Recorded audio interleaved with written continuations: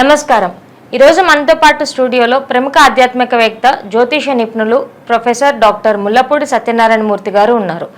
మరి వారితో మాట్లాడదామా? నమస్కారం గురుగారు. నమస్కారం మా సుచరిత.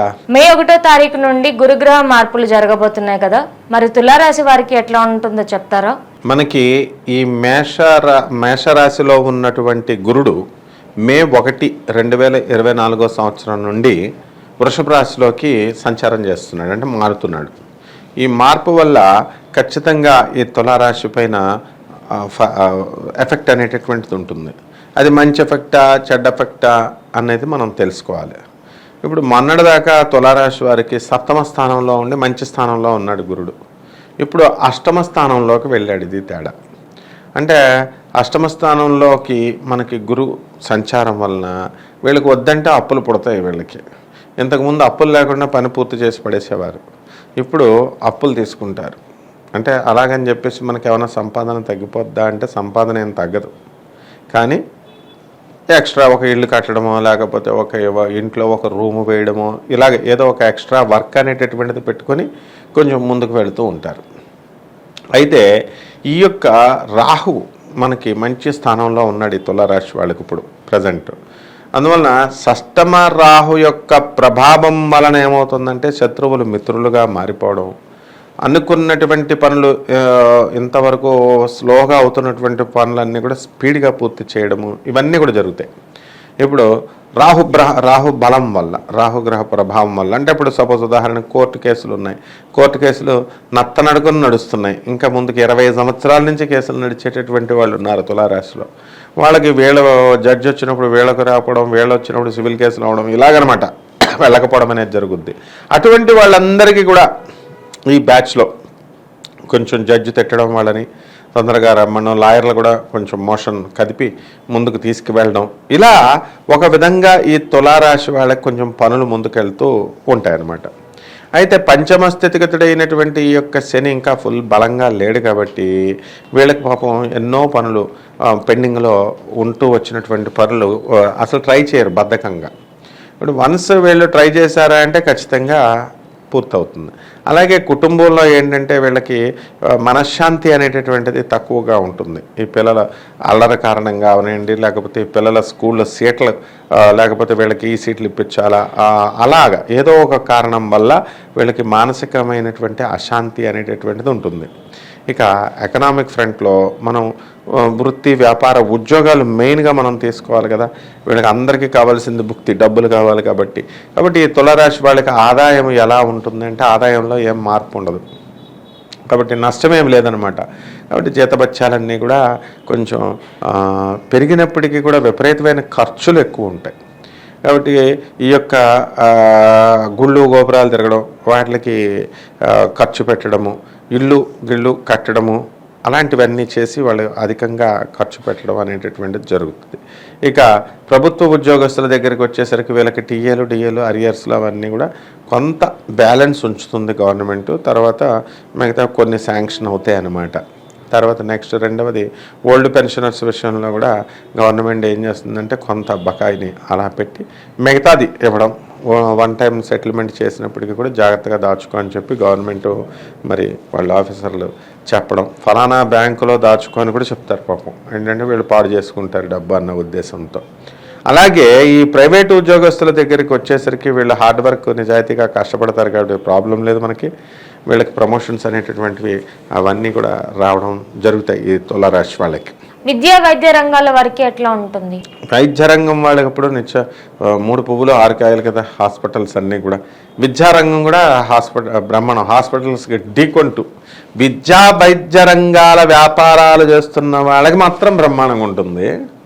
ఇక ఈ విద్యార్థులు చదవాలి కదా ఫస్ట్ ఇయర్లో. గురుడు అష్టమంలో కూర్చుంటే వీళ్ళేం చదువుతారు? ముందు డాక్టర్లు అవ్వాలిగా, ఇంజనీర్లు అవ్వాలిగా. కాబట్టి వీళ్ళు అధికంగా కనుక ఎక్కువ వర్క్ తీసుకొని టైం తీసుకొని చదవకపోతే ఫెయిల్ అయిపోవడానికి అవకాశాలు ఉన్నాయి. మొట్టమొదటి స్టూడెంట్స్ పాస్ సంగతి దేవుడెరుగు, తర్వాత బిజినెస్ల సంగతి దేవుడెరుగు. కాబట్టి ఇటువంటి విద్యార్థులు చాలా జాగ్రత్తగా ఎక్కువ కష్టపడాలా. వాళ్ళ తల్లిదండ్రులంతా కూడా కొన్ని ఆశలు పెట్టుకొని వీళ్ళని చదివిస్తున్నారు అనేటటువంటి దృష్టిలో పెట్టుకొని అలాగే ఈ హాస్పిటల్ మేనేజ్మెంట్లు చేస్తున్నటువంటి వాళ్ళు, డాక్టర్లు, వీళ్ళ దగ్గర పనిచేస్తున్నటువంటి ఈ యొక్క విద్యాలయంలో ఉన్నటువంటి టీచర్లు, లెక్చరర్లు, వీళ్ళందరికీ కూడా పరిస్థితి అంతా కూడా బ్రహ్మాండంగా ఉంటుంది. సకాలంలో వీళ్ళ జీతాలు యాజమాన్యాలు ఇవ్వగలుగుతాయి అన్నమాట. సో ప్రాబ్లం లేదు ఈ యొక్క విద్యా వైద్య రంగాలలో. కొత్తగా అప్పుడే విద్యార్థులు వృత్తిలోకి వస్తుంటారు కదా, వాళ్ళకి ఎట్లా ఉంటాయి? ఇప్పుడు ఈ కొత్తగా కెరీర్ స్టార్ట్ చేస్తారు విద్యార్థులు. వీళ్ళకి అనేక రకాలైనటువంటి మార్గాల ద్వారా వ్యాపారాలు, వాళ్ళ ఫ్రెండ్స్తో పార్ట్నర్షిప్లు కొంతమంది పెడతారు, కొంతమంది సింగిల్గా సోలోగా చేయాలని అనుకుంటారు. సో ఈ పార్ట్నర్షిప్ వ్యవహారాలు ఈ యొక్క తులారాశి వాళ్ళకి ఇప్పుడు పనిచేయవు. సోలోగా చేయాలి అని అనుకుంటారు, బాగానే ఉంది. అటువంటి వాళ్ళు ఏ వ్యాపారాలు స్టార్ట్ చేయొచ్చు అంటే ఎలక్ట్రానిక్స్ వ్యాపారాలు, తర్వాత ఈ సాఫ్ట్వేర్ రంగాల్లో అటువంటి బిజినెస్లు వీళ్ళు స్టార్ట్ చేయొచ్చు అనమాట. అలాగే ఇనుము సంబంధించినటువంటి బిజినెస్లో ఆయిల్ ఇలాంటి బిజినెస్లు చేయకూడదు. నెక్స్ట్ రెండోది ఈ యొక్క పాల బిజినెస్, నీళ్ళ బిజినెస్, ఇకపోతే ఈ మిల్క్ ప్రొడక్ట్స్ బిజినెస్లు అన్నీ కూడా బాగుంటాయి. ఇక ఈ యొక్క తులారాశికి మరి 12వ ఉన్నటువంటి కేతుగ్రహ ప్రభావం వలన ఈ ఫారిన్ అండ్ ఇంపోర్ట్స్ బిజినెస్లు చేస్తున్నటువంటి వాళ్ళు ఉంటారు కదా, అటువంటి బిజినెస్ల్లో వీళ్ళకి లాస్ రావడానికి అవకాశాలు ఉంటాయి. కాబట్టి ఇతర ఫారిన్ బిజినెస్లు ఇవన్నీ కూడా చాదస్తం కూడా పెరుగుతుంది. అటువంటి రిలేషన్స్, అటువంటి బిజినెస్లు ఏవైతే ఉన్నాయో అవన్నీ కూడా జాగ్రత్తగా చేసుకోవాల్సినటువంటి అవసరమైతే కొంతకాలం చేయకుండా వదిలేసినా పర్వాలేదన్నమాట. అలాగే ఈ తులారాశి వాళ్ళ దగ్గరికి వచ్చేసరికి ఎక్స్పోర్ట్స్ ఇంపోర్ట్స్ బిజినెస్సే కాకుండా ఇక అన్ని రకాల వ్యాపారాలు, జనరల్గా డిపార్ట్మెంటల్ స్టోర్స్, ఫుడ్స్, ఆ తర్వాత ఫ్యాట్స్, ఆయిల్స్, ఇలాంటి బిజినెస్లు మనం తీసుకున్నప్పుడు ఆయిల్ సంబంధించినటువంటి బిజినెస్లు బాగుండవు, కానీ పెస్టిసైడ్స్, తర్వాత ఈ యొక్క ఫుడ్ ప్రొడక్ట్స్ ఇవన్నీ కూడా చాలా బాగుంటాయని చెప్పాలి. అలాగే మహిళలు ఉంటారు ఇప్పుడు మనకి, ఈ తులారాశి మహిళలు, వీళ్ళందరికీ కూడా మాకు ట్రాన్స్ఫర్ రాలేదంటే వేరే చోట ఉద్యోగాలు మేము చేస్తున్నాము, మా ఇల్లు ఒక చోట చేస్తున్నాము, మాకు గుర్తింపు లేదండి ఫ్యామిలీ మెంబర్స్లో అని బాధపడేటటువంటి వాళ్ళకి ఇప్పుడు ఈ సంవత్సరం వీళ్ళకి గుర్తింపు అనేటటువంటిది వస్తుంది. అందరూ కూడా వీళ్ళని గౌరవిస్తారు చక్కగా. వీళ్ళని అడిగే అన్ని పనులు కూడా పూర్తి చేయడం ఇవన్నీ కూడా జరుగుతాయి అన్నమాట. రైతులకి, చేనేత పరిశ్రమల వాళ్ళకి ఎట్లా ఉండబోతోంది? రైతులకి, చేనేత వాళ్ళకి ఎలా ఉంటుందంటే బ్రహ్మాండంగా ఉంటుంది. ఎక్కువ బాగుపడేది తులారాశిలో ఈ రైతుల వాళ్ళే బాగుపడతారు చక్కగా. అంటే వీళ్ళు మామూలు రొటీన్ క్రాప్స్ వేసినా సరే, కమర్షియల్ క్రాప్స్ వేయకుండా మంచి సకాలంలో వర్షాలు, సకాలంలో వాళ్ళకి పొలానికి అక్కడ అందుబాటులో ఉంటాయి కదా వాటర్లు, అవన్నీ కూడా వేయడం వల్ల మంచి పంట అనేటటువంటిది, మంచి దిగుబడి అనేటటువంటిది ఈ తులారాశి వాళ్ళు ఖచ్చితంగా చేస్తారు. అలాగే ఈ యొక్క పౌల్ట్రీ ఫార్మ్స్, దీనికి దీనికి సంబంధించినటువంటి మిత్ర సంబంధమైనటువంటి వృత్తులు ఉన్నాయి, వ్యాపారాలు కొన్ని ఉన్నాయి. అవి పాల బిజినెస్లు, పాడి పంటలు, తర్వాత వ్యవసాయం చేసేటటువంటి ప్రతి ఒక్కరికి కూడా ఈ పాడి పంటలు ఇవన్నీ కూడా వేయాలి. కాబట్టి ఈ బిజినెస్ కూడా బ్రహ్మాండంగా ఉంటుందమ్మా.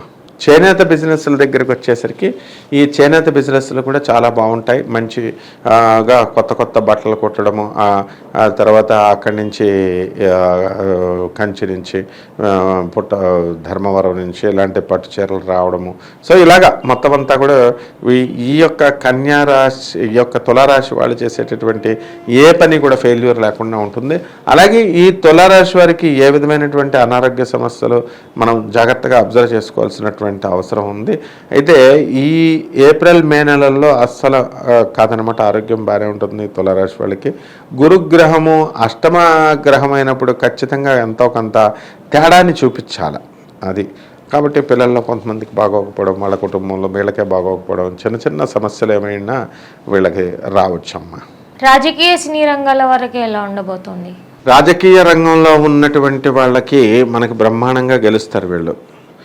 తర్వాత మంచి పార్టీలో ఉండి అదృష్టవశాత్తు వీళ్ళు మినిస్టర్లు కూడా అవడానికి అవకాశాలు ఉన్నాయి. ఇక ఈ సినీ, సంగీత, సాహిత్య రంగాలలో ఉన్న వాళ్ళకి అత్యద్భుతమైనటువంటి అదృష్టం ఉంది. మరి వీళ్ళు చక్కగా ముందుకు వెళ్ళి జాగ్రత్తగా, వినయంగా ఆ డైరెక్టర్లని వాళ్ళని కలుసుకొని మంచిగా చేసుకుంటే బ్రహ్మాండంగా ఉంటుంది సినీ రంగం కూడా. మరిన్ని మంచి ఫలితాల కోసం ఏమన్నా విశేష పూజలు ఏమన్నా చెప్తారా? ఈ తులారాశి వారికి మరిన్ని మంచి ఫలితాలు రావడం కోసం గురు జపం చేయాలి, గురు స్తోత్రాలు చదవాలి, గురువుకి కిలోంపావు శనగల్ని పసుపు రంగు వస్త్రాన్ని ఇచ్చి గురువుకి గురువారం నాడు తెల్లవారుజామున 3 గంటలకు ఇవ్వాలి. అసలు 3 గంటలకు కుదరదు కాబట్టి మనం 6 గంటలకు మనం ఆయనకి పంతులు గారికి దానం చేయడం ద్వారా బ్రహ్మాండమైనటువంటి సత్ఫలితాలు వస్తాయి. ఈ యొక్క తులారాశి వాళ్ళకి ఇంట్లో ఉన్నటువంటి అన్ని రకాల బయట ఉన్నటువంటి అన్ని రకాల సమస్యలు తీరిపోతాయి అన్నమాట. ధన్యవాదాలు గురువు గారు. ధన్యవాదాలమ్మా.